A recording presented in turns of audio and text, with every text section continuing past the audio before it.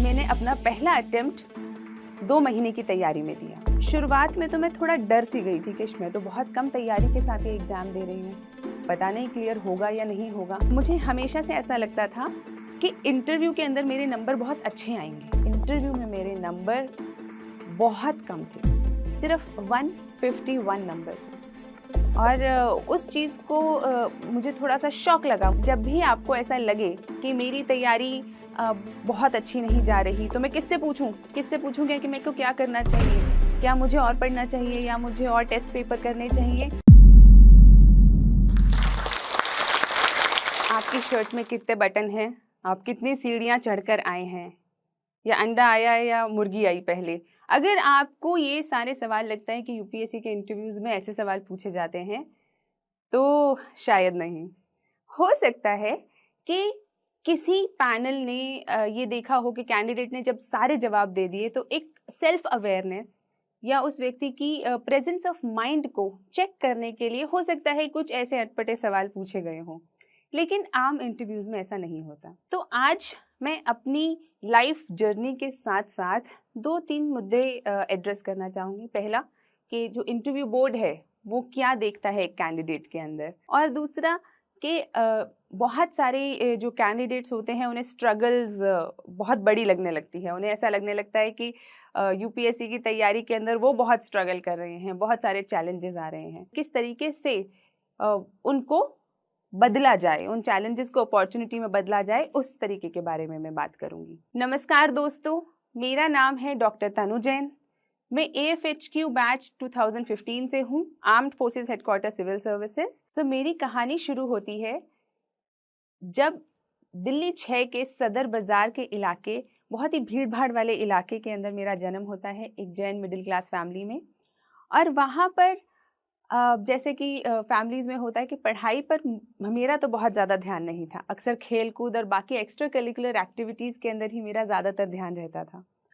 और पढ़ाई के प्रति ओरिएंटेशन मुझे लगता है शायद 12th के बाद ही मुझ में आया। लेकिन एक चीज़ थी जिसने मुझे बचपन से मोटिवेट किया, वो थी मेरी मदर की एक सवाल कि तुम्हें बड़े होकर क्या बनना है। तो वो जो सवाल था उसने मुझे कॉन्स्टेंटली मोटिवेट किया और ये सोचने पे मजबूर किया कि मुझे आखिर बनना क्या है। शायद उसकी क्लैरिटी मुझे 12th तक भी नहीं थी। मैंने मेडिकल साइंस ले लिया था, लेकिन मुझे नहीं पता था मुझे कौन सा डॉक्टर बनना है, किस तरीके का डॉक्टर बनना है। आगे चल के मैंने BDS किया सुभारती मेडिकल कॉलेज से, और फिर शुरुआत होती है मेरी यूपीएससी की जर्नी की। इंटर्नशिप के अंदर मुझे पहली बार ये पता चला कि ऐसा कोई एग्ज़ाम होता है जिससे हम ऑफिसर लग सकते हैं, अधिकारी लग सकते हैं। और उस वक्त तक शायद मुझे ये भी नहीं पता था कि एक अधिकारी करता क्या है, एक IAS ऑफिसर या एक IPS ऑफिसर, एक AFHQ ऑफिसर क्या करता है। और फिर जब मेरे को धीरे धीरे ये समझ में आने लगा कि मुझे नहीं पता क्या करते हैं, लेकिन समाज उन्हें बड़ा समझदार समझता है, तो वहाँ से मेरी एक अट्रैक्शन की इस जर्नी की शुरुआत होती है। तो जब मुझे पहली बार पता चला कि सिविल सर्विसेज का एग्ज़ाम देना है, मेरे पास कोई गाइडेंस नहीं थी, फैमिली के अंदर किसी ने दिया नहीं हुआ था। तो मैंने अपनी मदर से कहा कि मम्मी ये एक एग्ज़ाम होता है और मेरी इच्छा है कि मैं इसे दूँ।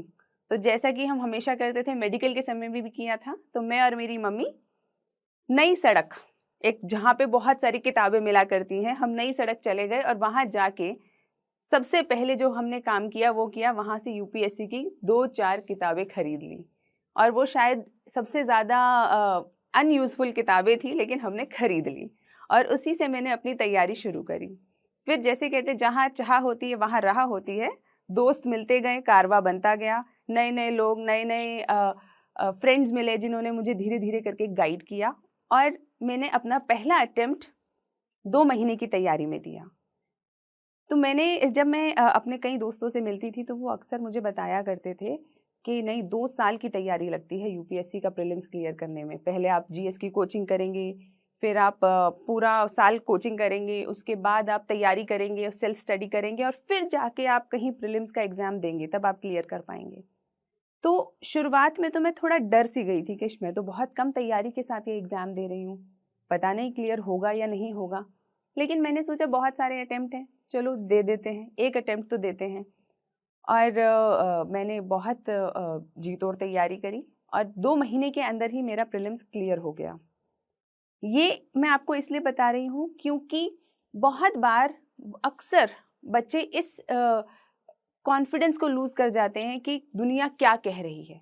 दुनिया कह रही है कि तुमसे नहीं होगा, दुनिया कह रही है कि जो ये तैयारी है ये 2 साल में होती है, 2 दिन में नहीं होती या 2 महीने में नहीं होती। ये सब दुनिया कह रही है, ये वो नहीं है जो आपके लिए ज़रूरी है। क्यों? क्योंकि आप अपनी कैपेबिलिटी को, अपनी आपकी जो इच्छा शक्ति है, आपकी जो मेहनत है, वो सिर्फ आप जानते हैं, वो दुनिया नहीं जानती। तो अगर आप किसी भी तरीके से ये विश्वास करके उनके हिसाब से अपनी तैयारी को चालू रखेंगे तो कहीं ना कहीं फ़र्क आ जाएगा। तो इसीलिए अच्छा है कि आप अपने आप पे विश्वास करके इस तैयारी को जारी रखें। तो मैंने जब 2 महीने में प्रीलिम्स क्रैक किया तो उस वक्त शायद मुझ में थोड़ा कॉन्फिडेंस बढ़ गया कि हाँ, मैं ये एग्ज़ाम निकाल सकती हूँ, मैं ये एग्ज़ाम को क्रैक कर सकती हूँ। लोग अक्सर पूछते हैं कि आपने उन 2 महीनों में कैसे तैयारी करी कि आपने प्रीलिम्स क्रैक कर लिया। तो मैं कहती हूँ कि मैंने सिर्फ बेसिक बुक्स सबसे पहले ख़त्म करी। अक्सर क्या होता है, जो लोग यूपीएससी की तैयारी कर रहे होते हैं तो मन में एक मिथ बैठ जाता है कि पता नहीं कितनी एक्स्ट्रा ऑर्डिनरी तैयारी करनी है, शायद 100-200 किताबें पढ़नी होती होंगी, उसके बाद शायद जाके एग्ज़ाम क्लियर होगा। लेकिन मेरा खुद का एक्सपीरियंस रहा है, मैंने जितनी बार प्रीलिम्स दिया, क्लियर किया, मैंने 4 इंटरव्यूज़ दिए, तो कि आप अगर बेसिक तैयारी सबसे पहले कर लें और उसके बाद प्रैक्टिस करें, इतनी तैयारी भर से लगभग काम हो जाता है। लेकिन क्योंकि सच में तैयारी तो कम थी ही, उस साल मेरा मेंस नहीं हुआ और वो जो असफलता थी उसने सबसे पहले मुझे ये सोचने पे मजबूर किया कि क्या क्या ऐसी मैं गलतियां कर रही हूँ जिसके कारण से मेरे मेंस के अंदर उतने अच्छे नंबर नहीं आए। और वहीं से मेरी सेल्फ एनालिसिस की जर्नी स्टार्ट होती है। मैंने एनालाइज़ किया कि किस किस जगह पर मैंने अपने तैयारी को अप टू डेट नहीं रखा, कहाँ कहाँ पे मैंने मेरे आंसर राइटिंग्स के अंदर प्रॉब्लम है, क्या मैंने मॉक टेस्ट्स कम दिए हैं। तो ये सारे जो भी अलग अलग चैलेंजेस थे उनको मैंने एनालाइज़ किया, एक डायरी में लिखा और हर तरीके से कोशिश करी कि उनको एक एक करके एड्रेस किया जाए। So this is one of the ways जहाँ पे आप दुनिया से एक वैलिडेशन नहीं मांगते, दुनिया से अपने सवालों के जवाब नहीं मांगते, आप अपने आप से उन सवालों के जवाब देने की, खोजने की कोशिश करते हैं। And this is what I always tell aspirants also कि जब भी आपको ऐसा लगे कि मेरी तैयारी बहुत अच्छी नहीं जा रही, तो मैं किससे पूछूं? किससे पूछूंगा कि मेरे को क्या करना चाहिए?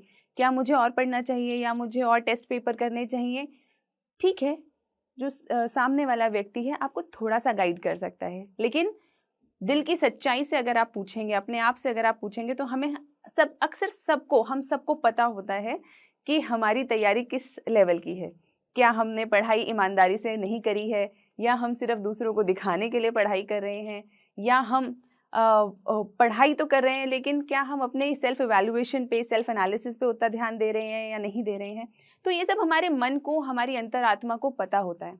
तो जहाँ सबसे पहला जो सवाल होने चाहिए आपके, वो आपकी अपने आप से होने चाहिए और वहीं से आपको जो चैलेंजेस नज़र आएँ उन्हें आप एड्रेस करें। तो जब मैंने अपने चैलेंजेस आंसर राइटिंग के चैलेंजेस को ओवरकम किया, तो बिल्कुल ओवरकम करते ही मेरा मेंस क्लियर भी हो गया। नेक्स्ट अटेम्प्ट के अंदर प्रीलिम्स क्लियर हुआ, फिर मेंस क्लियर हुआ। और मुझे हमेशा से ऐसा लगता था कि इंटरव्यू के अंदर मेरे नंबर बहुत अच्छे आएंगे क्योंकि स्कूल के समय से ही डिबेट्स में पार्टिसिपेट करना, स्पीचेस देना, दोस्तों के साथ बात करना, तो मेरे को अक्सर और राष्ट्रीय अंतर्राष्ट्रीय मुद्दों पर हमेशा से मेरे को ऐसा लगता था कि मुझे जानकारी है और यही शायद वो सब क्राइटेरियाज थे जो उस वक्त तक मुझे लगते थे कि एक पर्सनालिटी का हिस्सा होते हैं। और जब मैंने अपना पहला इंटरव्यू दिया उसके बाद मुझे ऐसा लगा कि शायद इस साल तो मेरा सिलेक्शन हो ही जाएगा, अब तो बस टॉप रैंक्स में आने की देरी है। लेकिन जब रिज़ल्ट आया तो मुझे समझ में आया कि सिलेक्शन तो हो गया लेकिन इंटरव्यू में मेरे नंबर बहुत कम थे, सिर्फ 151 नंबर थे। और उस चीज़ को मुझे थोड़ा सा शॉक लगा, मुझे एक शॉक लगा कि इंटरव्यू में जिस चीज़ के ऊपर मैं काउंट कर रही थी उसके अंदर मेरे इतने कम नंबर। और फिर जब मैंने अपना अगला अटेम्प्ट दिया, तो जैसा कि मैंने पहले मेंस के साथ अपनी एक प्रोसेस को दोहराया था, वैसा ही मैंने इंटरव्यू के साथ किया। I started a journey of self evaluation, जहाँ पे मैंने ये जानने की कोशिश की कि कहाँ कहाँ पर्सनैलिटी के कौन से ऐसे पॉइंट्स होते हैं जिन पर हमें ध्यान देना चाहिए, जो यूपीएससी को चाहिए।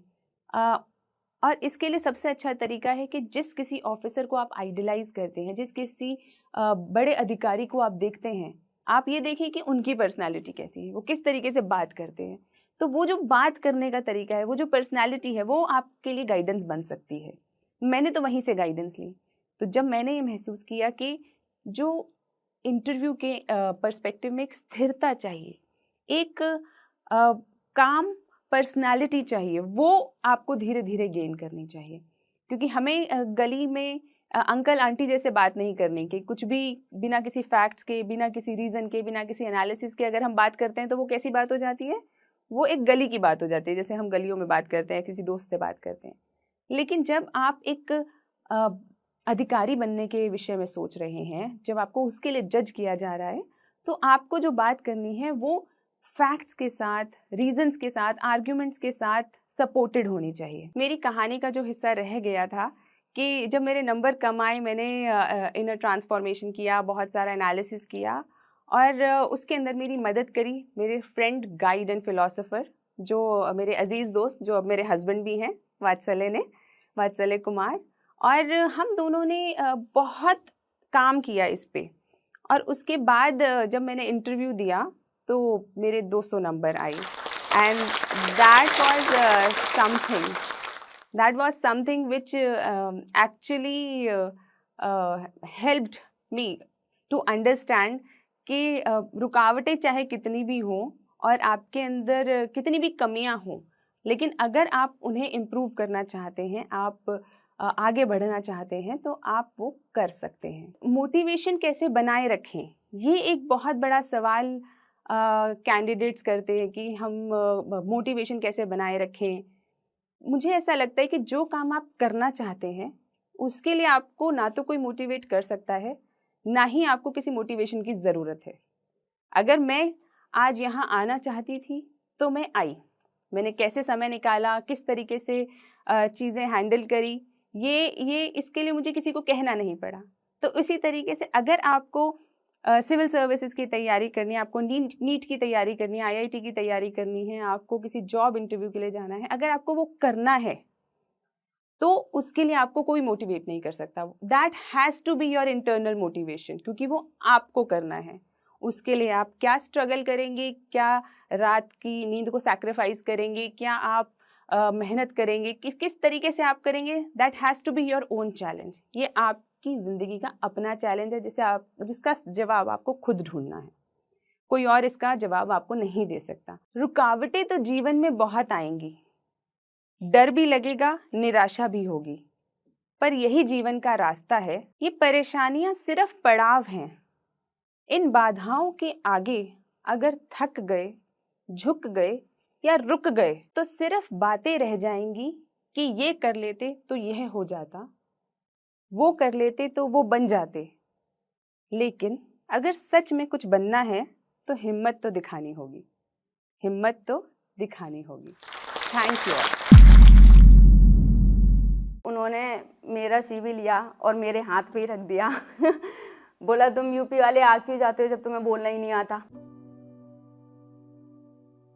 मेरा नाम लक्ष्मी वर्मा है। मैं बेसिकली फिरोजाबाद यूपी से हूँ। फर्स्ट टाइम जब दिल्ली आई तो मेरा पहला इंटरव्यू था, तो उनका फर्स्ट क्वेश्चन ये था कि इंट्रोड्यूस योरसेल्फ। तो इंट्रोड्यूशन में क्या बोलते हैं मुझे ये नहीं पता था, तो मैं चुप हो गई। तो उन्होंने मेरा CV लिया और मेरे हाथ पे ही रख दिया। बोला तुम यूपी वाले आ क्यों जाते हो जब तुम्हें बोलना ही नहीं आता। मुझे ऐसा लगा कि किसी ने मेरे मुंह पे तमाचा दिया हो, और मैं कुछ समझ में नहीं आ रहा था, उससे कुछ बोल भी नहीं सकती थी। तो फिर मैंने CV लिया और लौट के चली आई। फिर उसके बाद तो फिर मैंने इंटरव्यू ही नहीं दिए। इंग्लिश लगता तो था ज़रूरी है, कोशिश भी की, सीखूंगी, ट्राई भी किया। 1-2 बार किसी इंस्टीट्यूट में ज्वाइन किया। तो फिर प्रॉब्लम क्या होती थी, इंस्टीट्यूट में जाना होता है, फिर इतना टाइम नहीं होता था कि पढ़ना भी होता था और जॉब्स भी करनी होती थी। सब कह देते हैं इंग्लिश सीखने के लिए एनवायरनमेंट चाहिए, माहौल चाहिए होता है, लोगों से बात करोगे तभी आएगी। अब बात करने के लिए भी तो वो लोग होने चाहिए जो आपसे बात करना चाहें। मैं जो स्टॉक्स की वीडियोस देखती थी मोटिवेशन के लिए, तो लास्ट में एक एडवर्टाइजमेंट था, तो वहाँ पे बोला था कि हमारे एक ऐप है जो स्किल का, तो आप उसे डाउनलोड करिए। तो मैंने सब्सक्रिप्शन कर लिया, और लेकिन सब्सक्रिप्शन की अमाउंट भी इतनी नॉमिनल थी कि मैंने तो सोचा भी नहीं था कि इतने कम दाम में इतना अच्छा प्रोडक्ट मिल सकता है। सबसे अच्छा जो बेस्ट पार्ट मुझे लगा वो था प्रैक्टिस का, जो मुझे चाहिए था एक्चुअल में, जो मैं ढूंढ रही थी इतने टाइम से। तो अब ऐसा है कि मैं इतना एबल हूँ कि हाँ ठीक है, मैं बात कर सकती हूँ, इंटरव्यूज फेस कर सकती हूँ। Now I am not scared of speaking English. Thank you जोश।